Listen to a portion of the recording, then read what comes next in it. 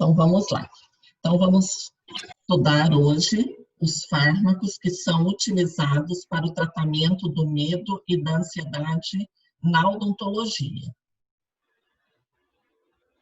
Nós temos diferentes classes de medicamentos que são utilizados para essa finalidade.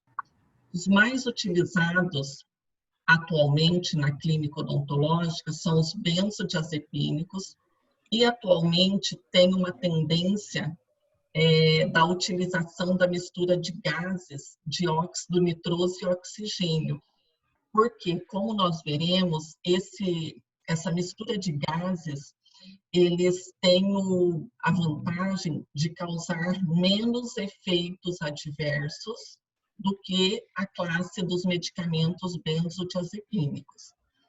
E nós temos ainda os fitoterápicos, mas que são utilizados por poucos profissionais da área odontológica.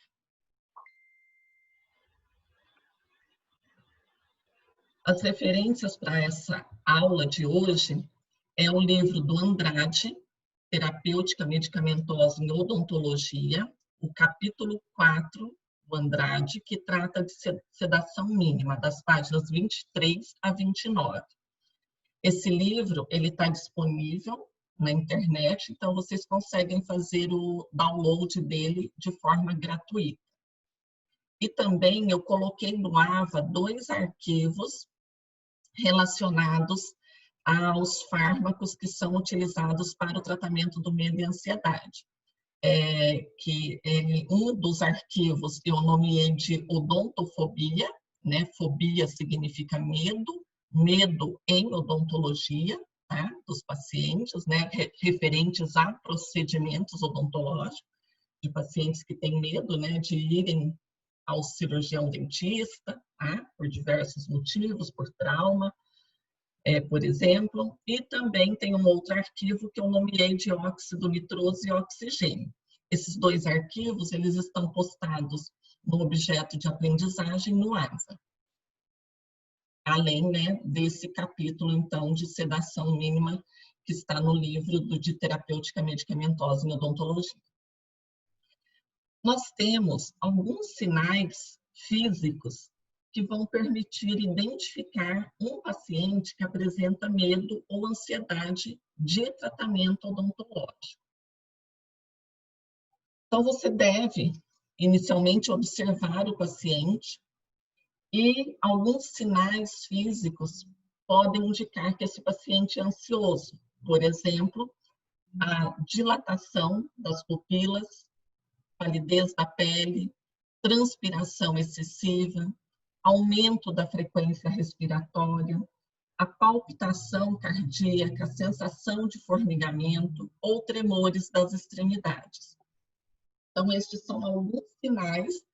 Alguns pacientes já falam, né, que têm medo, que têm ansiedade, mas outros não têm vergonha de falar, então você pode observar, né, esses sinais físicos que vão indicar, né, que o paciente é um paciente ansioso. Nesse caso, que você vai fazer um atendimento, né, de um paciente que apresenta ansiedade, a conduta inicial é a verbalização, que pode ser associada a técnicas de relaxamento muscular ou de condicionamento psicológico. Então, você vai conversar com esse paciente, tentar fazer com que ele se sinta mais tranquilo, né, para diminuir essa ansiedade. E também tem sido utilizado métodos de distração, né? Então, por meio de sons, a música, né, por meio de imagens, tem cirurgiões dentistas que colocam TVs, né, no consultório, exatamente para distrair e relaxar o paciente. Então, essa é a técnica inicial, né? É claro que se esse paciente, através da verbalização desses métodos de distração, não forem suficientes, você deverá fazer o tratamento farmacológico desse paciente antes do atendimento, né, odontológico. E nós temos, então, uma definição de sedação mínima pela American Dental Association. A sedação mínima, ela antigamente era chamada de sedação consciente, porque ela é definida pela ADA como uma discreta depressão do nível de consciência. Então, significa que o paciente ainda fica consciente, mesmo com a utilização do fármaco. Esse fármaco ele não vai afetar a habilidade do paciente de respirar de forma automática e independente e de responder de maneira apropriada à estimulação física ou ao comando verbal. Então, o paciente ele vai estar sedado, mas ele vai estar consciente. Por isso que que é definido, né, então, pela ADA como sedação mínima. No caso do paciente que vai fazer uso de fármaco para o tratamento da ansiedade, nós temos na odontologia diferentes classes de ansiolíticos, sedativos e hipnóticos.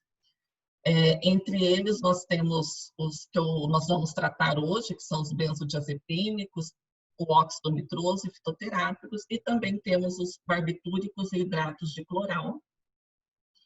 A escolha de uma dessas classes aqui de medicamentos, ela vai ficar a critério do cirurgião dentista, que deverá selecionar aquele que melhor se adeque às condições sistêmicas, tipo e intensidade da ansiedade e medo do paciente. Então, a gente vai estar discutindo na aula de hoje as principais vantagens e desvantagens dessas classes de medicamentos. E aí, com a anamnese, o cirurgião dentista irá decidir, né, qual medicamento que ele irá utilizar e a necessidade ou não da utilização, né, de um ansiolítico antes de realizar um procedimento odontológico. Quais seriam as principais indicações para a sedação farmacológica na odontologia? Então, a primeira indicação, né, é quando o quadro de ansiedade aguda ele não for controlável por métodos não farmacológicos. Quais são os métodos não farmacológicos? São aqueles que eu citei agora, anteriormente. A verbalização, os métodos de distração por meio de som, de imagens, tá? Então, esse é uma das indicações. Se a ansiedade ela não for controlada por método não farmacológico, então você deverá prescrever um fármaco para controlar a ansiedade. Outra indicação é nas intervenções mais invasivas. Então, por exemplo, quais são as intervenções consideradas invasivas? Drenagem de abscessos, exodontia de inclusos, cirurgias periodontais, perirradiculares ou implantodônticas, mesmo em pacientes normalmente cooperativos ou que apresentam estar calmos e tranquilos. Tá? Então, nesses casos aqui, você pode já fazer a indicação, né, de um medicamento para controlar a ansiedade do paciente. Terceira indicação é naqueles pacientes que são portadores de doença cardiovascular, asma brônquica ou com história de episódios convulsivos. Nesses 3 tipos de paciente, com doença controlada, né? Então, hipertensão controlada, asma controlada, né? E episódios de convulsão também. Então, você vai atender esse paciente para evitar o estresse cirúrgico. Você também deve prescrever um medicamento para controle, né, do estresse. E o estresse leva, né, a ansiedade, descarga de adrenalina, certo? Então, nesses pacientes, Sempre que possível, você deve entrar em contato com o médico, né, que trata esse paciente, para troca de informações e avaliação conjunta dos riscos e benefícios da sedação mínima por via oral. Os benzodiazepínicos, geralmente, eles são utilizados por via oral, tá? São comprimidos, ou por via inalatória. Os fitoterápicos também é outra classe de medicamentos que é utilizado por via oral, além dos benzodiazepínicos. Mistura de óxido nitroso e oxigênio via inalatória, certo?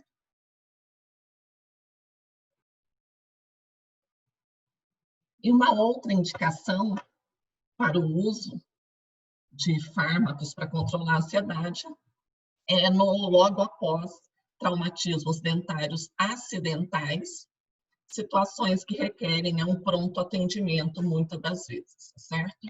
Então, nesses quatro casos, né, é indicado o uso farmacológico dos medicamentos.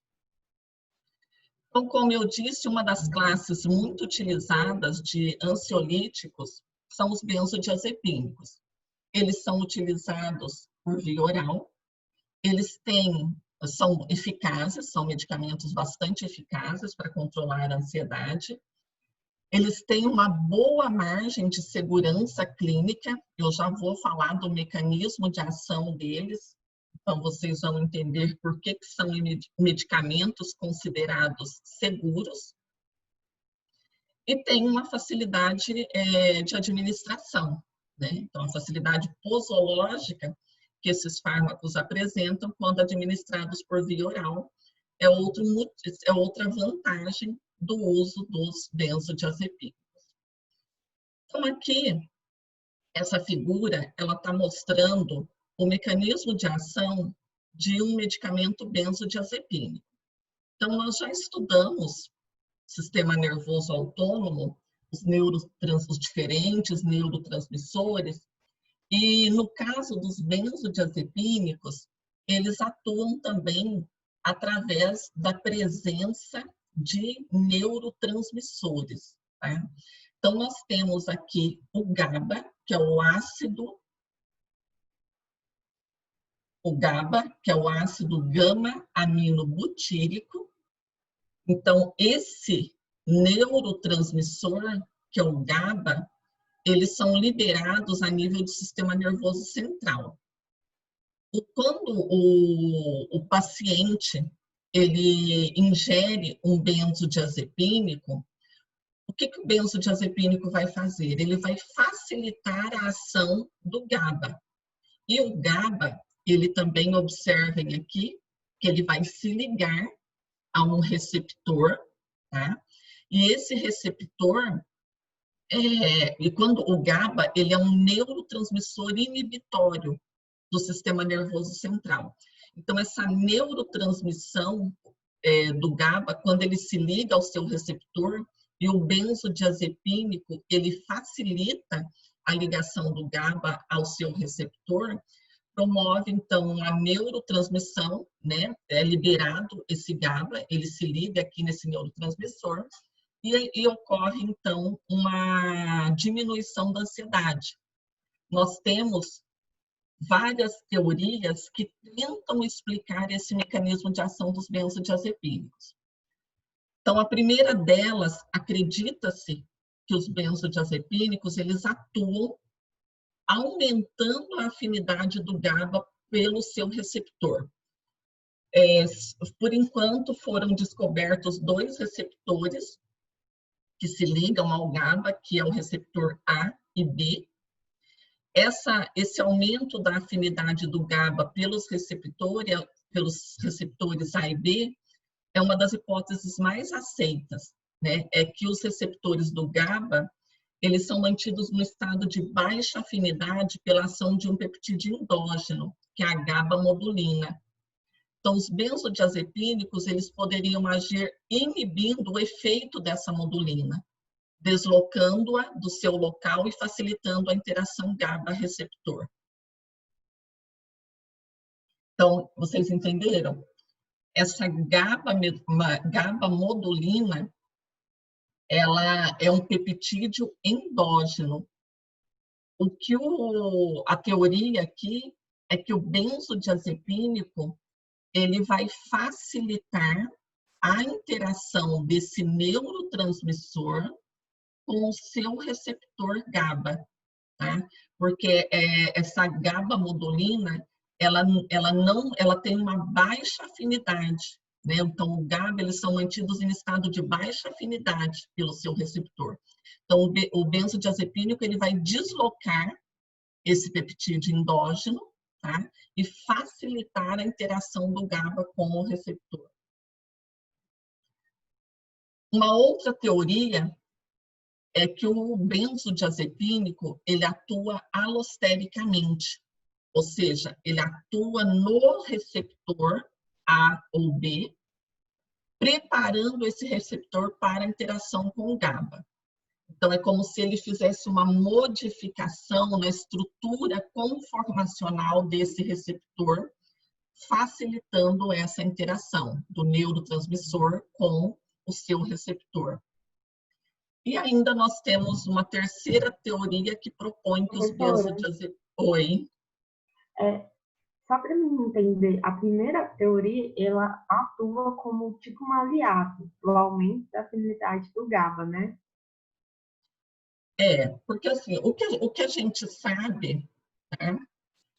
O que nós sabemos que os benzodiazepínicos, eles vão promover a liberação de um neurotransmissor, que é o GABA, e o GABA, ele vai se ligar ao seu receptor, que é o receptor A e B, tá?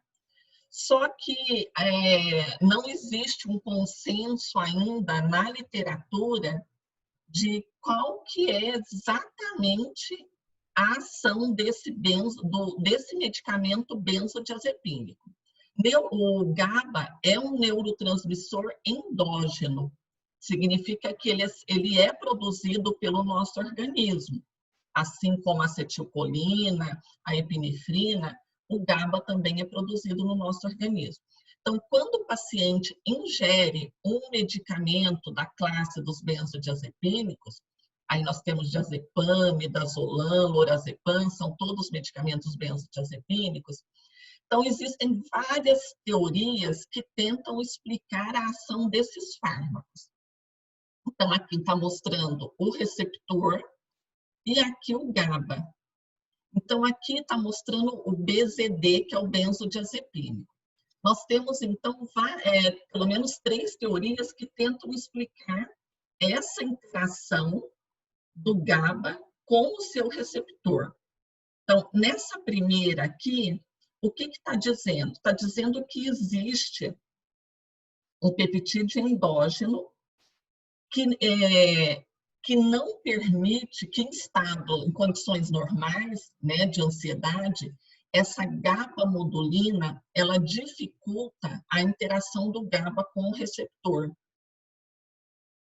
Então, uma das teorias é que o benzodiazepínico, ele vai deslocar ou ele vai inibir o efeito dessa modulina. Por quê? Qual que é o efeito da GABA-modulina? O efeito dela é diminuir a afinidade do GABA pelos receptores A e B. Então, se o benzodiazepínico inibe esse peptídeo endógeno, eu vou ter um aumento da interação do GABA com os receptores A e B. Entendeu? Sim ou não? Entendi. Tá? Então, como não, a teoria aqui diz que GABA-modulina dificulta a interação ou a afinidade desse neurotransmissor pelos seus receptores. O que o benzodiazepínico está fazendo? Inibindo o efeito dessa modulina, ele está inibindo a GABA-modulina para quê? Para que ocorra uma interação mais efetiva entre o GABA com o receptor. Por quê? Porque para que o GABA, lembrem-se, ele é um neurotransmissor inibitório no sistema nervoso central. Então, a ansiedade, ela é diminuída porque ocorre depressão do sistema nervoso central, tá? Através de quem? Através da ação do GABA, que se liga a seus receptores A e B, ok? Então, essa é uma das teorias. A outra teoria é basicamente complementar à primeira. Por quê? Porque está dizendo que o fármaco, o benzodiazepínico, ele atua alostericamente, preparando o receptor para a interação com o GABA. Então, o que está dizendo aqui? Está dizendo que o benzodiazepínico, ele vai modificar, de alguma forma, esse receptor, porque o que a gente tem que lembrar é mecanismo chave e fechadura. O receptor, ele tem pontos de ligação específicos, que são os sítios ativos, ao GABA. Então, quando diz que o benzodiazepínico atua alostericamente nos receptores para o GABA, significa que o benzodiazepínico ele está promovendo alterações no sítio ativo desses receptores para facilitar a ligação a esse neurotransmissor, para facilitar a interação do GABA com o receptor A e B. Então, isso significa quando eu falo que atua alostericamente, tá? E ainda tem uma terceira teoria que propõe que o benzodiazepínico atuaria nas terminações nervosas, acarretando maior liberação do GABA. Então, lembrando também, o GABA, ele está presente em fibras nervosas, eles ficam presentes, para que eles sejam liberados, existe um influxo de cloreto. Então, esse influxo de cloreto é o que vai fazer com que ocorra a liberação de GABA, desse neurotransmissor. Então, a terceira teoria diz que os benzodiazepínicos atuariam, então, facilitando a liberação do neurotransmissor para que ele se ligue, então, aos seus receptores.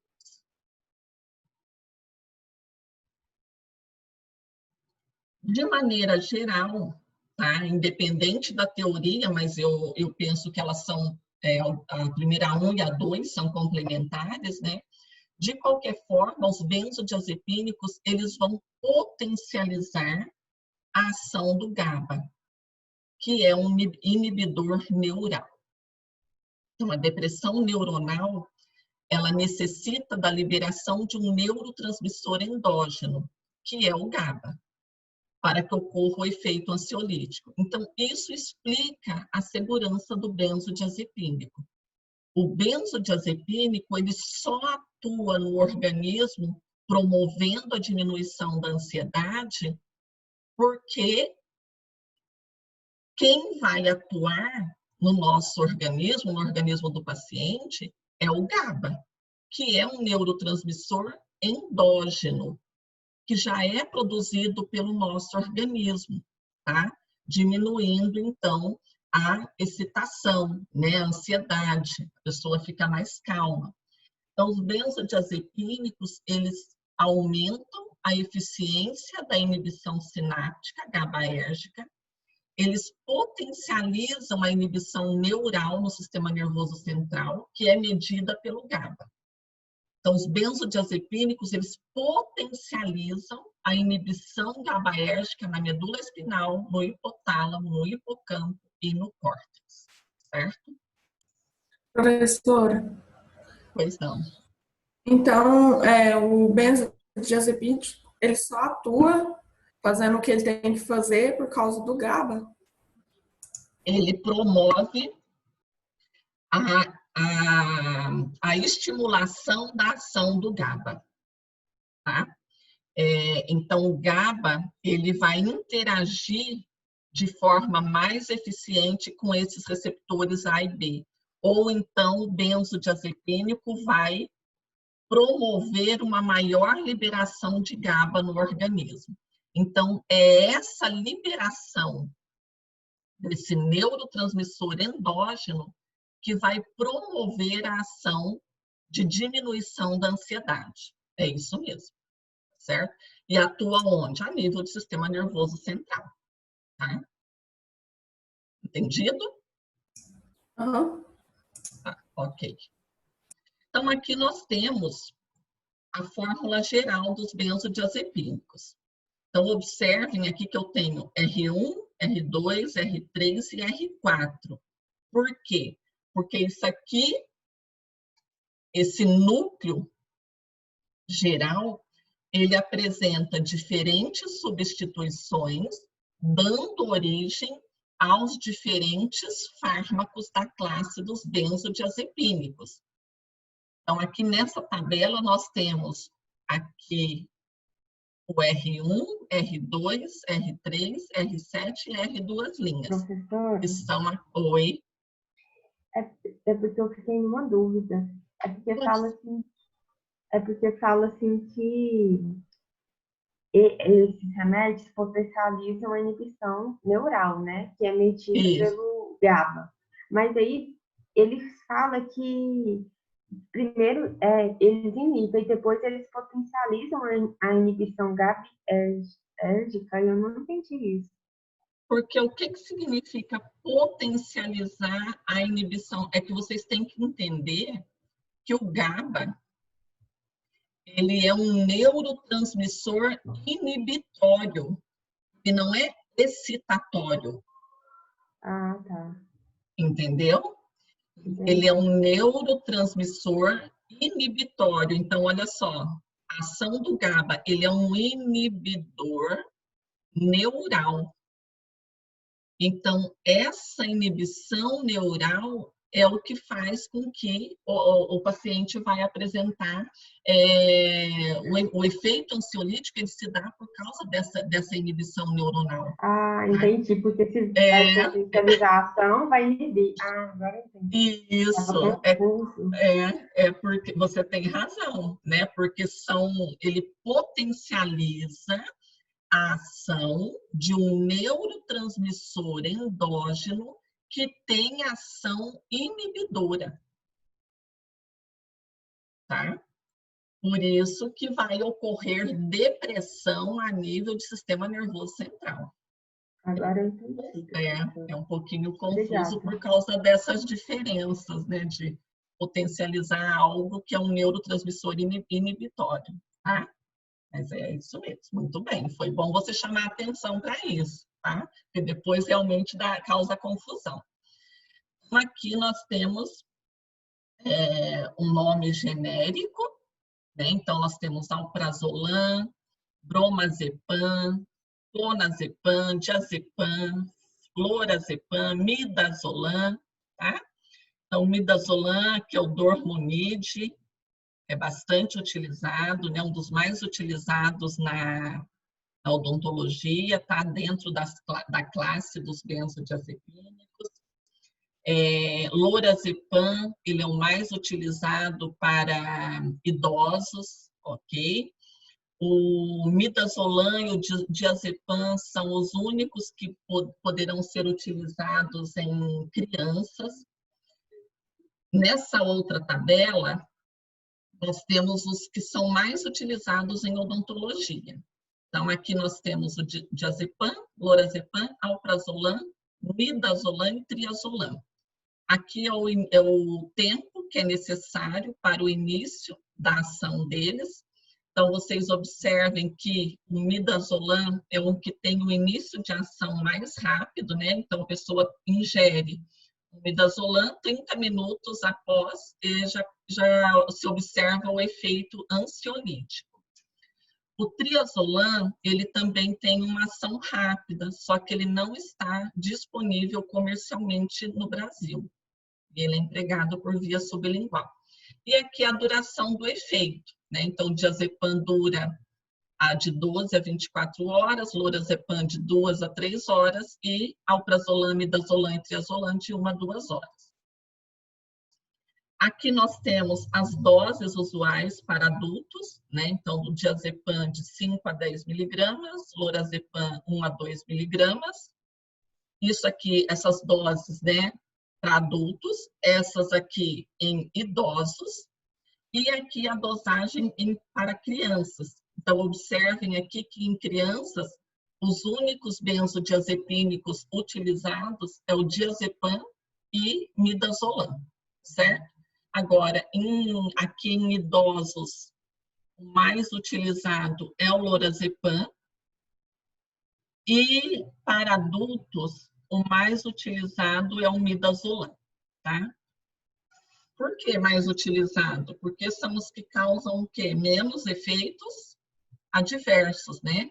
É o que tem uma melhor aceitação para esses pacientes. Então, além de controlar a ansiedade, os benzodiazepínicos, eles apresentam algumas outras vantagens, como, por exemplo, a redução do fluxo salivar e do reflexo do vômito, o que é uma vantagem, né, em procedimentos odontológicos, o relaxamento da musculatura esquelética. Em pacientes hipertensos, quando empregados como medicação pré-procedimento, né, odontológico, eles ajudam a manter a pressão arterial em níveis seguros. E eles são úteis para prevenir intercorrências em pacientes com história de asma brônquica e distúrbios convulsivos. Lembrando que uma das indicações que eu coloquei no início da aula para a prescrição de ansiolíticos é exatamente em pacientes hipertensos que apresentam asma brônquica ou distúrbios convulsivos. Mas, como eu disse também no início da aula, esses medicamentos, eles apresentam efeitos colaterais. Por isso que alguns cirurgiões dentistas atualmente têm dado preferência ao uso de inalação, né, com óxido nitroso e oxigênio, ou mesmo fitoterápicos, quando o paciente é sensível, né, tolera bem esses medicamentos. O principal efeito adverso é a sonolência, que os benzodiazepínicos promovem. Um outro efeito colateral são os efeitos chamados paradoxais ou contraditórios. Significa que, ao invés do paciente apresentar sedação esperada, ele pode apresentar excitação, agitação e irritabilidade. Isso é um efeito chamado paradoxal. E amnésia anterógrada. Significa que o paciente ele não se lembra do que ocorreu durante o procedimento odontológico. Alguns cirurgiões dentistas não consideram isso um efeito colateral, consideram isso uma vantagem. Outros já consideram uma desvantagem, o paciente não lembrar do procedimento, né, não lembrar do que aconteceu, tá? Mas são alguns dos efeitos, né, adversos que podem ocorrer em pacientes que fazem uso de benzodiazepínicos. Outra coisa que o paciente que vai fazer uso de benzodiazepínico, ele deverá ser, se você for prescrever esse tipo de medicação, o paciente deverá ir acompanhado. Ele não pode dirigir após o procedimento odontológico e após tomar benzodiazepínico, porque os reflexos estarão diminuídos, né? Então, esse paciente deverá ir acompanhado. Oi? Por que o efeito contraditório lá, o paradoxal de excitação, agitação, por que ele acontece? Porque, como diz, isso é observado, né? São efeitos que são observados em um número pequeno de pacientes, tá? Então, quando o paciente toma medicamento para depressão, medicamento ansiolítico, existem alguns efeitos que não se sabe, não tem uma explicação definida para isso, tá? Mas um número pequeno, acho que é 1 a 2% de pacientes poderão apresentar esse efeito paradoxal. Mas o porquê, em termos de mecanismo de ação, não tem uma explicação, não se sabe, não tem o conhecimento ainda do porquê, tá? Porque a gente, entendendo o mecanismo de ação do benzodiazepínico, não era, como a gente pode dizer, não era para ele apresentar, né? A excitação, a agitação e a irritabilidade. Pelo contrário, o medicamento é um medicamento para sedar, sedação mínima, né? Então, é para diminuir a ansiedade, diminuir a agitação. Mas isso aqui é o que a gente chama de efeito rebote, né? É um efeito contrário ao que a medicação deveria apresentar, tá? Mas não tem uma explicação para esses pacientes aqui. Entra naqueles 1 ou 2% de efeitos que um paciente ou outro poderá apresentar. Mas não é tão comum, tá? Mas eu coloco aqui porque pode acontecer. Agora, a sonolência, né, é bastante comum nesses pacientes. A amnésia anterógrada também não é em todo paciente que acontece, tá? Então, são poucos pacientes que vão apresentar esses efeitos colaterais, ok? Certinho. Mas, de certa forma, eu tô falando, são bem aceitos, tá? Então, assim, principalmente o midazolam para jovens e adultos, ele é o mais utilizado, é um dos mais utilizados em odontologia, porque, considerando que ele leva de 30 minutos apenas para iniciar a ação farmacológica, tá? E considerando que os procedimentos odontológicos, geralmente, eles não duram mais de 1 hora, tá? Então, o midazolam, ele é bem aceito. Outra coisa que a gente pode observar aqui nessa tabela é a duração do efeito, tá? Então, eles duram, o midazolam, olhem só, ele dura de 1 a 2 horas. E isso é bom também, por quê? Porque o paciente vai para casa, ele não quer mais sentir o efeito da medicação, tá certo?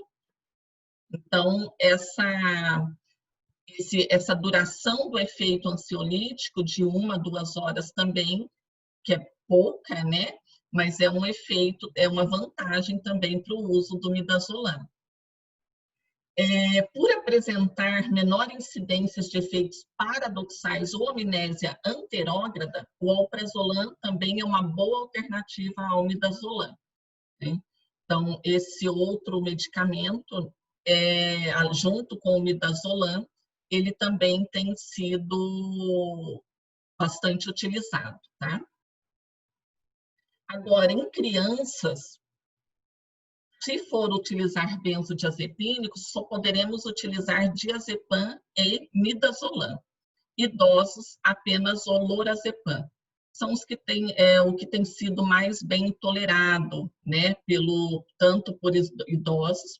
A desvantagem aqui do lorazepam é que é para o início de ação dele, tá? Ele demora cerca de 2 horas para iniciar sua ação.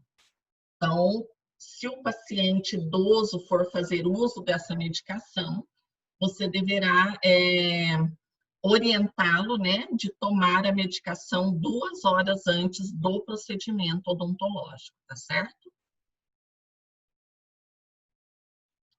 Tipo de receita para prescrição de benzodiazepínico, a receita do tipo B, da cor azul, né, que ela deve ser, então, obtida na Secretaria da Vigilância Sanitária de cada estado, tá certo? Então, ele é um medicamento controlado.